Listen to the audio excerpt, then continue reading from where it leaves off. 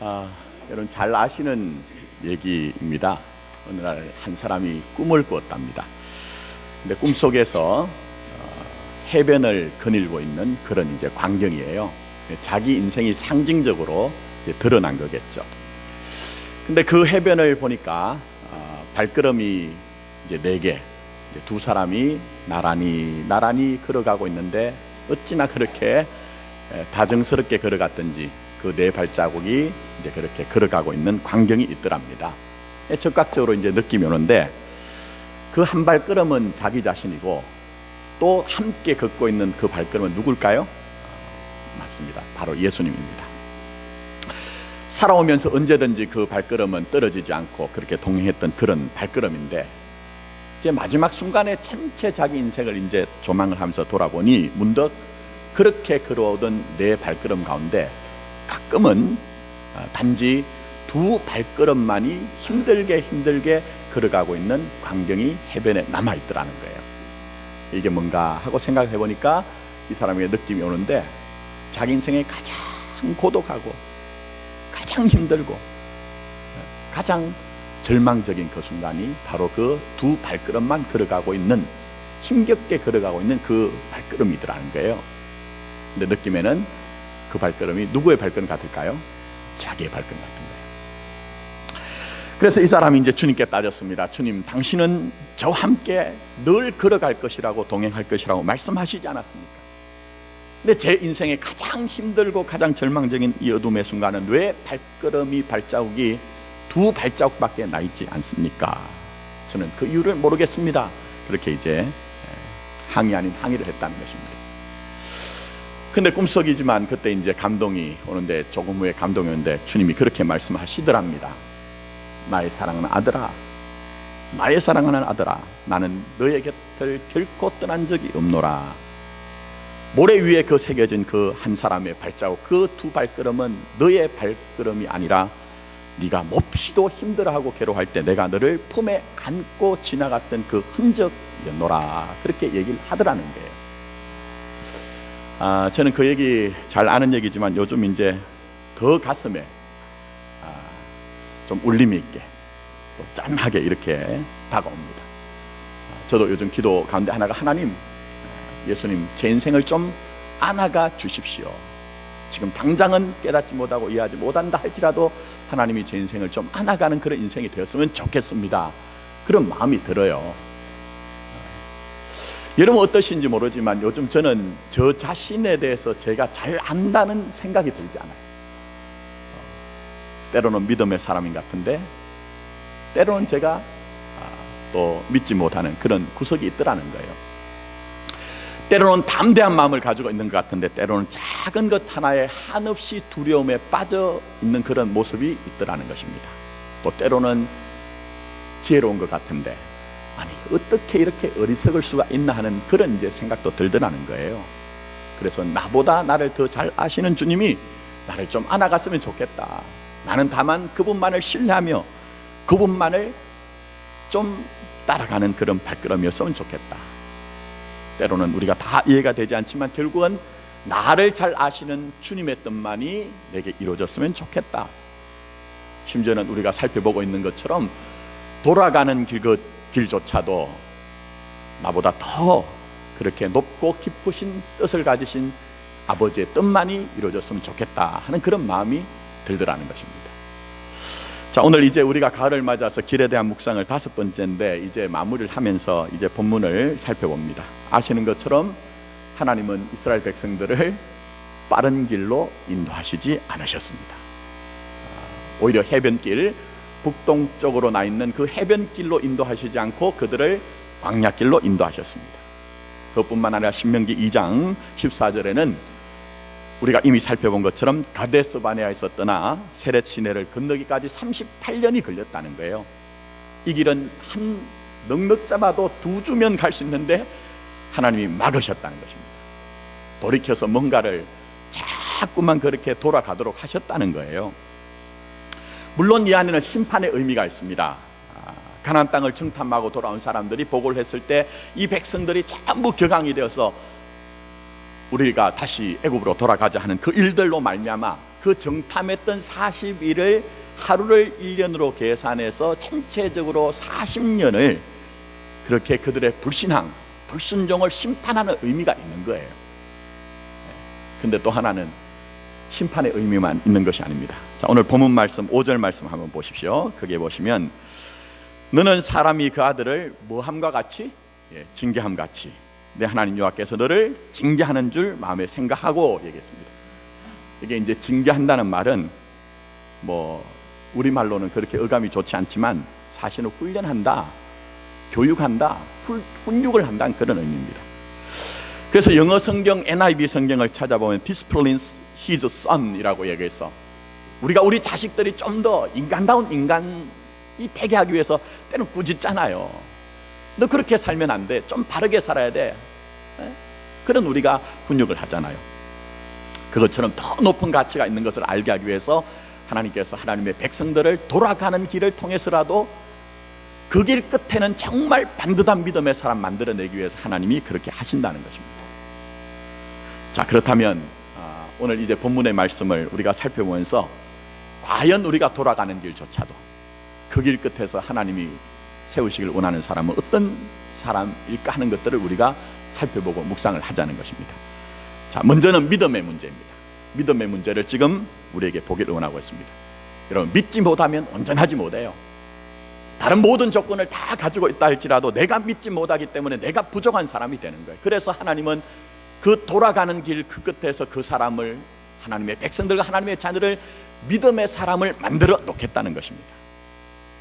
자, 민수기 24장에 보면요, 이스라엘 백성들이 가데스 바네아까지 왔습니다. 이 가데스 바네아라는 것은 요단강 바로 코앞입니다. 요단강 바로 코앞이에요. 근데 이때도 결정적으로 큰 실수를 합니다.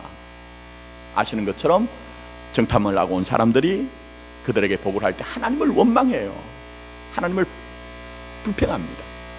이게 바로 불신앙의 모습이죠. 하나님을 믿지 못하는, 신뢰하지 못하는 그 불신앙의 본질이 다 드러난 거예요. 그렇다면 우리에게 하나님이 뭘 보기를 원하십니까?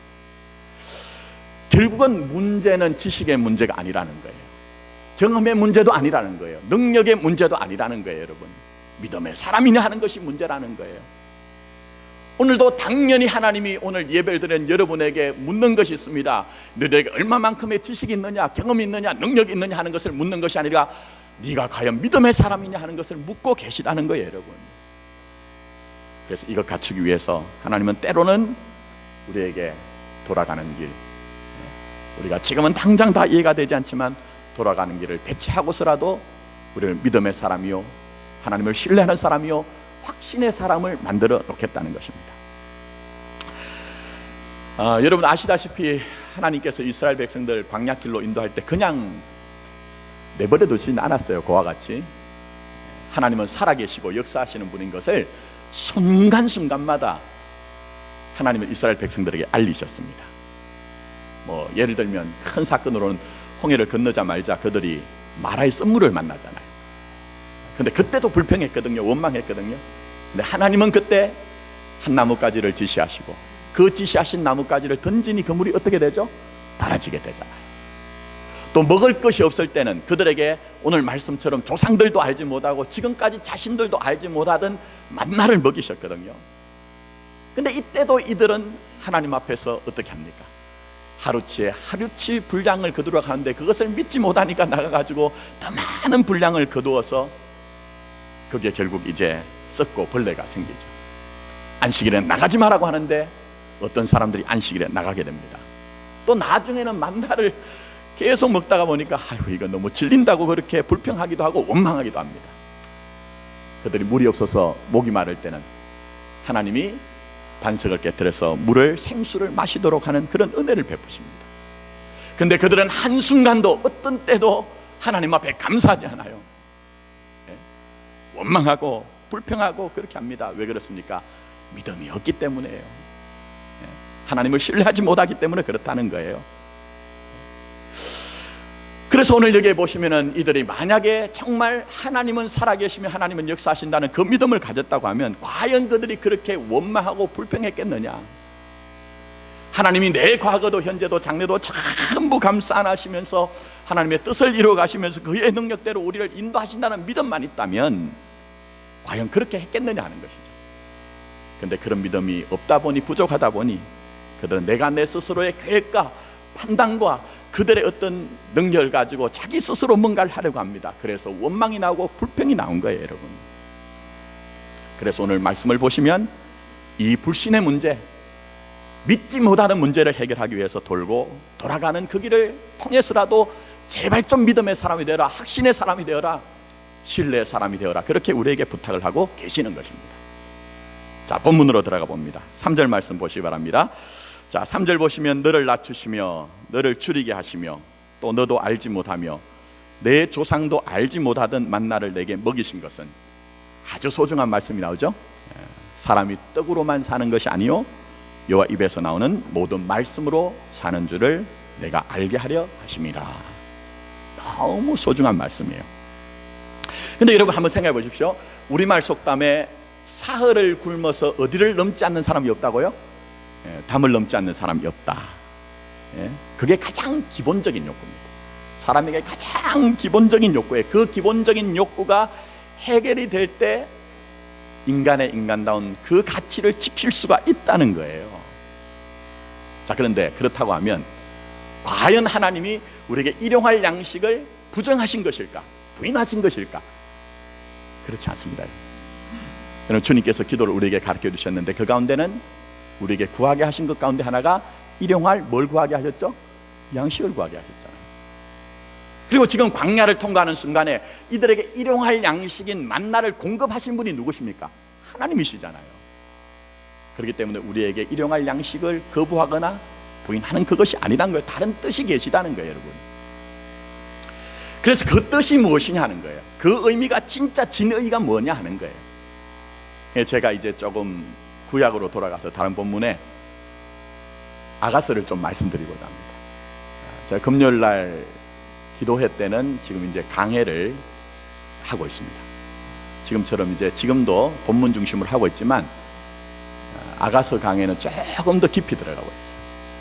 근데 그 아가서는 솔로몬의 그 풍성한 사랑, 도무지 사랑을 받지 못할 저쪽 시골에 살고 있는 피부가 검디검은 한 시골의 처녀인 술람의 처녀를 사랑하는 그 솔로몬의 사랑이 나타나거든요. 그게 바로 교회와 성도라고 얘기를 하고 있어요. 근데 보면은 이 솔로몬의 사랑을 입었던 이 술람의 여인이 그 사랑에 대한 노래를 부르고 있어요. 벅찬 가슴으로 그 사랑의 찬가를 부르고 있거든요. 그런데 그 사랑의 노래, 사랑의 찬가 가운데 아가서 1장 3절에 이렇게 노래를 하고 있습니다. 한번 들어보십시오. 우리가 너로 말미암아, 여기 너라는 것은 솔로몬 왕입니다. 우리가 너로 말미암아 기뻐하며 즐거워하니 내 사랑이 포도주보다 더 진함이라. 내 사랑이 뭐보다 더 진하다고요? 포도주보다 더 진하다는 거예요. 여러분, 우리가 오해하는 것 가운데 하나가 있습니다. 성경시대 이스라엘 사람들은 포도주를 많이 마셨을 것이라고 오해를 하고 계세요.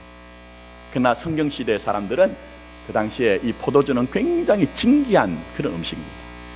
대부분의 가난한 평민들은 박한 그런 이제 포도즙을 마시는 상태였어요. 그래서 이 포도주라는 것은 사실은 이제 보면 솔로몬 왕이 이 여인에게 어떤 면에서 사랑의 정표로 주었던 그런 이제 진귀한 물품이라고 볼 수가 있는 거예요.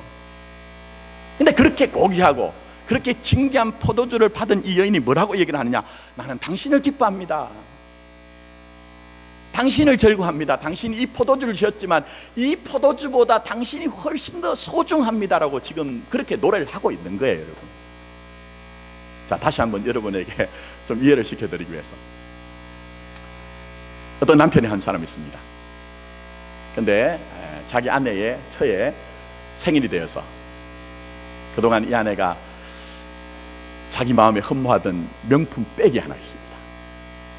그래서 그것을 이제 전혀 감추었다가 생일날이 되어서 꽃다발을 하고 그렇게 아내가 바라던 명품 백을 주면서 젖은 손이 애처로워 살며시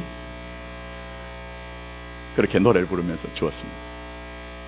아내가 눈물을 흘리며 감격을 합니다. 근데 이 아내가 하는 얘기가 뭡니까? 여보, 감사해요. 너무 고마워요. 근데 당신이 준 이 명품백 너무 감사하지만 이 명품백보다 당신이 더 나한테는 소중해요. 잃어버릴 수 없는 사람이, 당신 사랑이 이 명품백보다 더 귀합니다. 이렇게 얘기하면 남편 입장에서는요 어떨까요? 끝! 이렇게 되는 거예요. 무슨 말인지 이해가 되십니까 여러분? 물론 여자분들이 지금 제가 이렇게 설교를 하는 순간 사주고 얘기해라 뭐 그런 마음도 들겠지만, 여러분 지금 제가 뭘 말씀드리느냐, 마치 술람의 여인이 그 포도주보다 그 사랑이 더 귀하다고 얘기한 것처럼 우리는 그 일용할 양식을 주신 하나님 앞에서 그 하나님을 믿고 있느냐 하는 거예요. 신뢰하고 있느냐 하는 거예요. 사랑함으로 말미암아 어떤 일이 있더라도 하나님을 우리가 확신하고 있느냐 하는 것을 묻고 있다는 거예요. 자, 다시 한번 생각해 보십시오. 하나님이 만나를 내려주셨습니다. 근데 그들은 하루에 일용할 양식만을 구해와야 됩니다. 근데 그렇게 하지 못하고 더 많은 분량을 가지고 옵니다. 그래서 벌레가 생기고 썩어버립니다. 안식일에 나가지 말라고 했는데, 일을 하지 말라고 했는데 왜 안식일에 나가야 됩니까? 그들은 하나님을 신뢰하지 못한 거예요. 만나에 집중한 거예요. 만나가 없으면, 일용할 양식이 없으면 어떻게 되지? 불안한 거예요 여러분. 그래서 오늘 여기에 우리에게 묻는 것이 있습니다. 과연 우리가 하나님을 실제적으로 현실적으로 믿고 있느냐 하는 거예요. 우리 사는 세상 가운데 여러 가지 일들 가운데, 현상 가운데 참 필요한 것들이 많이 있지만 하나님은 살아계시며 하나님은 그 말씀을 가지고 우리의 인생을 인도하신다는 것을 믿기 때문에 어떠한 일이 있더라도 나는 하나님을 신뢰합니다, 믿습니다, 확신합니다 하면서 그 하나님만을 우리가 최고의 가치로 여기면서 그 하나님을 따라가는 믿음을 가지고 있느냐 하는 거예요. 근데 많은 경우에 우리는 그렇게 하지 못하더라는 거예요. 그렇게 하지 못하더라는 거예요. 그래서 하나님은 택한 백성들, 구원받은 백성들은 그렇게 살지 않도록 하기 위해서 때로는 막으시면서, 중단시키시면서, 때로는 돌아가게 하시면서라도 온전히 하나님 한 분과 그의 말씀을 신뢰하고 확신하는 믿음의 사람을 만들어 놓겠다는 거예요. 그래서 우리가 우리의 삶에 자기 자신과 세상에 집중하는 자가 아니라 하나님께 집중하는 사람, 하나님의 말씀을 인정하고 그 말씀을 따라가는 사람이 되어서 주여 한 말씀만 주옵소서, 한 말씀만 주옵소서, 그 말씀이 내게 확증될 줄 믿사오니 제가 그 말씀을 따라가는 사람이 되겠습니다 하는 그런 믿음의 사람이 되게 하시더라는 것입니다. 사랑하는 성도 여러분, 여러분 인생 뒤안길 한번 돌아보세요. 제가 볼 때는 어느 누구도 우리 가운데 바른 길, 빠른 길만을 달려오신 분은 아무도 없으실 거예요. 인생의 사연이 있고 그 가운데 높은 곳과 낮은 곳과 때로는 굽어진 굴곡진 우리의 인생이 다 있는 것 같아요. 근데 그 일들의 의미가 뭐냐 하는 거예요. 그 일들이 과연 우리에게 잃어버린 시간이고 내게 실패의 순간이었느냐 하는 거예요. 하나님 우리에게 보기를 원하는 것이 있습니다. 비록 고단하고 지난하였다 할지라도 하나님은 우리가 걸어왔던 그 길을 통해서 사람이 떡으로만 사는 것이 아니라 하나님과 하나님 주신 그 모든 말씀으로 산다는 그 확신이 이루어졌다면 그것으로 된 것이야, 그것으로 촉한 것이야, 그렇게 우리에게 말씀하고 계시는 것입니다. 아무쪼록 저와 여러분들이 우리가 가는 길이 어떤 길일지라도 하나님과 하나님의 말씀을 신뢰할 수 있는 그런 믿음의 사람이 되기를 예수님의 이름으로 축복합니다. 자, 더 나가서 두 번째로 이제 겸손의 문제가 있습니다. 겸손하지 않으면 온전하지 못한 거예요. 모든 것들을 다 갖추었다 할지라도 겸손하지 않으면 부족한 것이기 때문에 때로는 돌고 돌아서라도 우리가 하나님 앞에서 낮춰진 사람, 겸손한 사람이 되게 하시겠다는 것입니다. 자, 2절 말씀 보십시오. 내 하나님 여호와께서 이 40년 동안에 내게 광야 길을 걷게 하신 것을 기억하라. 이는 너를 어떻게 하시면요? 낮추시며. 광야 길의 의미는 낮추는 의미가 있다는 거예요. 적어도 하나님 앞에서는 겸손한 사람, 낮춰진 사람, 어떤 것이든지 하나님 앞에서 아멘 할 수 있는 사람을 그 돌아가는 길을 통해서, 광야 길을 통해서 만들어 내시는 것이 목적이라는 거예요, 여러분. 그게 목적이란 거예요, 여러분. 다른 것이 목적이 아니고. 제가 먼저는 믿음의 사람에 대해서 언급을 했지만 참 믿음 소중합니다만 여러분, 이 믿음이 믿음 되게 하는 것도 사실은 낮춰지지 않으면, 겸손하지 않으면요, 믿음이 믿음 될 수가 없습니다. 잘 깊이 한번 생각해 보세요. 성경에서 얘기하는 믿음은, 신앙은요, 내가 가진 확신이 아닙니다, 여러분. 성경에서 궁극적으로 우리에게 얘기하는 믿음이란 것은 하나님과 하나님이 하시는 일을 전적으로 수용하는 것, 인정하는 것을 믿음이라고 합니다. 자, 다시 한번 설명드립니다. 성경에서 그려내고 있는 신앙은, 믿음은 하나님과 하나님이 하신 일들을 전적으로 수용하고 인정하는 것을 뭐라고요? 믿음이라고 하는 거예요. 근데 그렇게 되기 위해서 겸손하지 않으면 과연 하나님과 하나님이 하신 일을 받아들일 수 있느냐 하는 거예요. 끝까지 내 생각과 내 계획과 내 판단을 고집하는데 우리가 어떻게 하나님의 일들을 우리가 받아들일 수가 있느냐 하는 거예요. 그래서 하나님은 우리가 전적으로 하나님이 하신 일들을 받아들이는 사람, 인정하는 사람 되게 하기 위해서 낮추는 길로 인도하시고 돌아가는 길을 통해서라도 아멘하는 사람을 만들어 내시더라는 거예요, 여러분.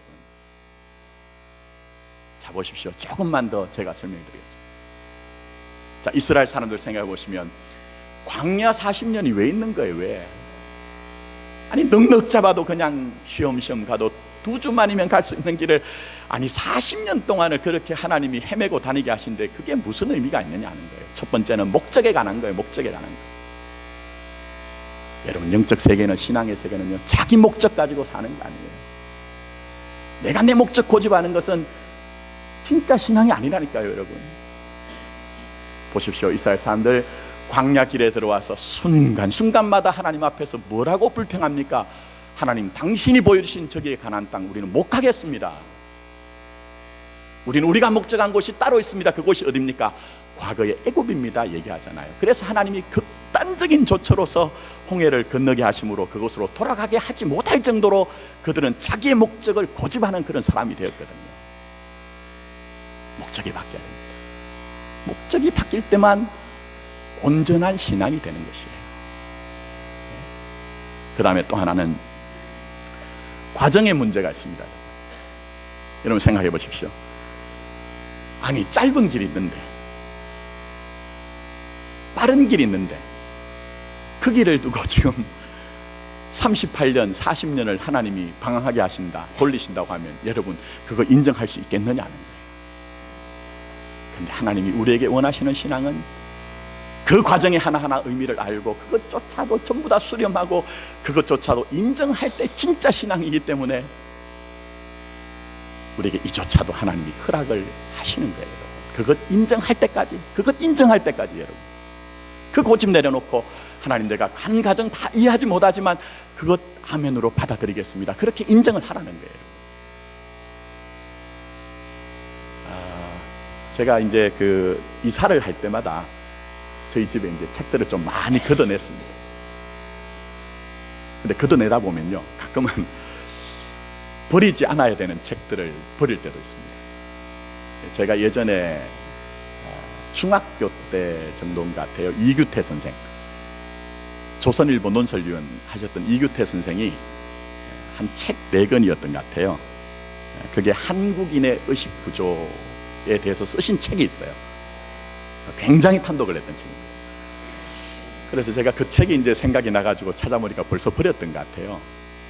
근데 이규태 선생이 우리가 정말 선진국이 되기 위해서 우리가 가진 문화, 우리가 가진 의식 구조를 바꿔야 되는 것에 대해서 한 가지 얘기했는데, 그게 뭐냐면 쿼털리즘이라고 했습니다. 이 쿼털리즘이라는 것이 무슨 이제 전문적인 용어가 아니고, 쿼터라는 것이 15라는 뜻이 있습니다. 그래서 우리 민족이 정말 15분주의에 빠져 있다는 거예요. 무슨 느낌인지 오시죠? 외국에 나가면은 어떤 우리가 음식점이든지 쇼핑을 하러 들어가면 한국말을 모르는 외국인들도 우리를 보고 뭐라고 얘기해요? 빨리빨리 얘기하잖아요. 근데 그때만 해도 15분주의라는 거예요. 물건을 사도 빨리빨리 사야 되고, 식사를 해도 빨리빨리 15분 안 해결해야 되고, 신문을 봐도 15분 안 해결해야 된다는 거예요. 근데 요즘 생각해 보면요, 요즘은 더 급해졌어요. 얼마나 급해진지 몰라요. 속전속결. 결과만 있으면 과정은 어떤 과정이든지 필요 없다는 거예요. 그런데 하나님은 그렇지 않다는 거예요. 하나님의 과정을 받아들이라는 거예요. 다 이해하지 못하지만 그것 수용하고 수렴하라는 거예요, 여러분. 근데 이렇게 급한 민족이 우리 민족 말고도 또 한 민족이 있는데, 여러분 아시는 것처럼 이스라엘 백성들입니다. 구약의 이스라엘 백성들이에요. 이 사람들은 하나님이 인도하시는 그 과정을 인정하지 못합니다. 왜 빨리 가는 길이 있는데 하나님 우리를 이렇게 고생스럽게 하십니까? 불평하고 원망합니다. 하나님은 그 모든 과정을 결국은 지나가게 하시면서 내가 다 이해하지 못하는 과정 속에서도 그 안에 하나님의 섭리적인 경륜이 있다는 것을 인정하는 사람이 되게 하시겠다는 거예요, 여러분. 혹시 여러분의 삶 가운데 도무지 이해되지 않는 인생의 길이 있습니까?